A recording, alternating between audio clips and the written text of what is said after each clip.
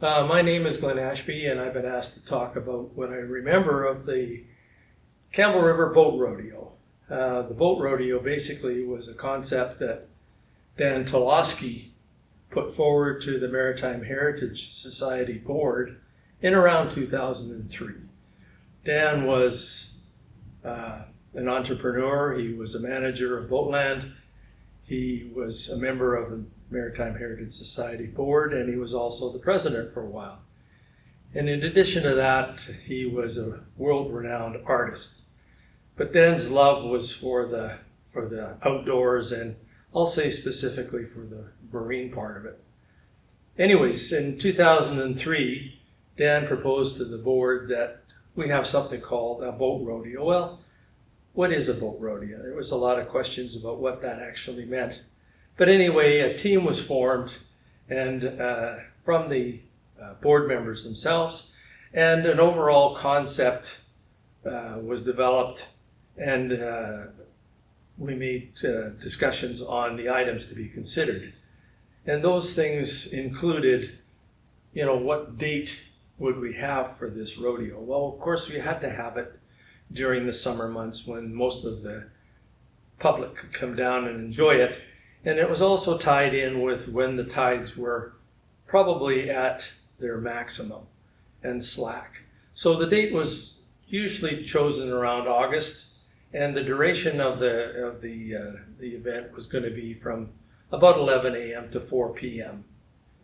We needed to then determine where the event would be held, and we wanted to have it in such a place that the majority of people could come down to the waterfront and have a good view of the water and the events that were taking place. So the location was selected at the saltwater marine entrance, and there were some problems associated with that. But anyways, we then needed to decide who the participants might be.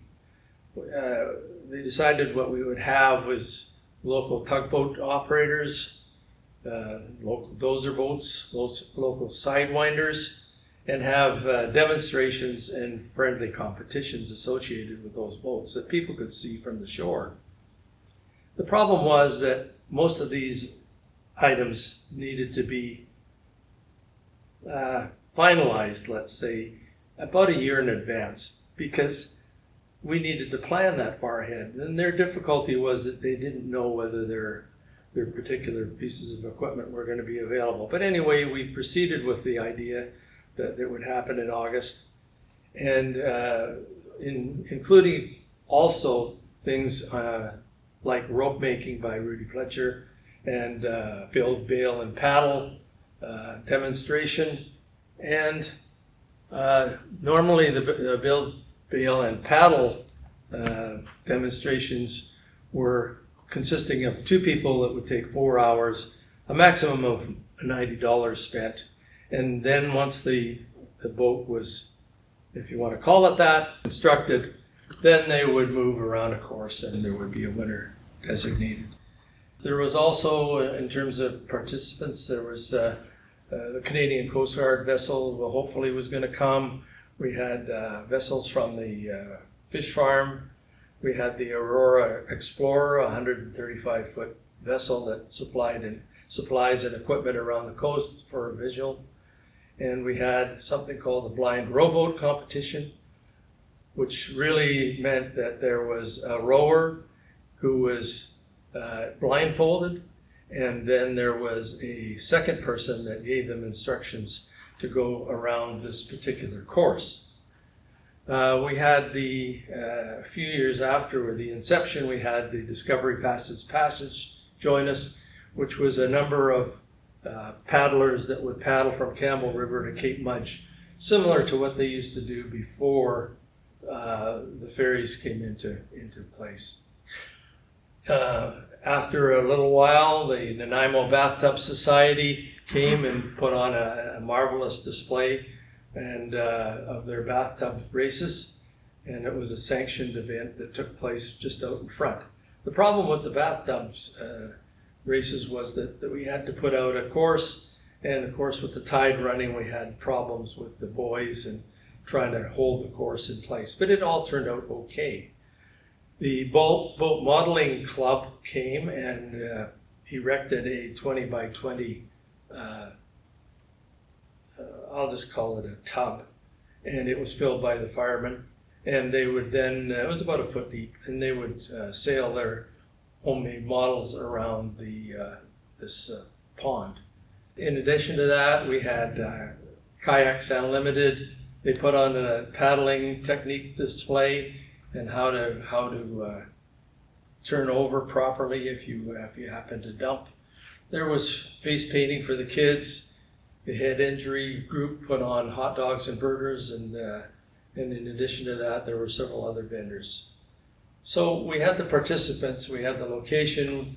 We now then had to figure out how to get the participants from the shore down to the water, and there were some ramps that were borrowed and some floats that were borrowed and needed to be secured in position prior to the race.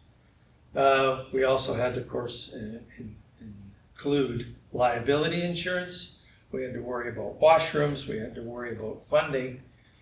We also had to make sure that we had our sponsors properly recognized, and we wanted to have audio along the foreshore so that everybody could hear the announcements. I think overall it was a tremendous success for the community. It lasted 7 years. It started in 2005, but the reason it basically petered out was the fact that it was just a small group of volunteers that were putting this on, and they just got tired. And so eventually, after 7 years of very successful events, which I think the community fully enjoyed, it came to a conclusion. Thank you.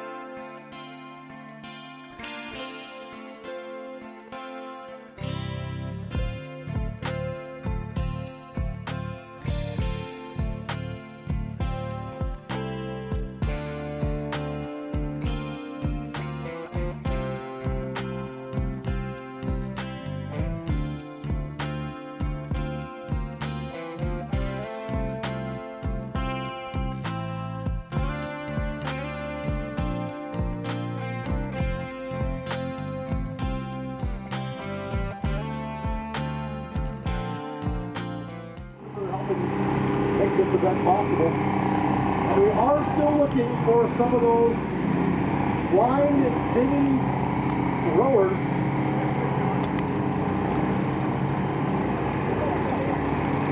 I promise you, it's not as challenging as it sounds.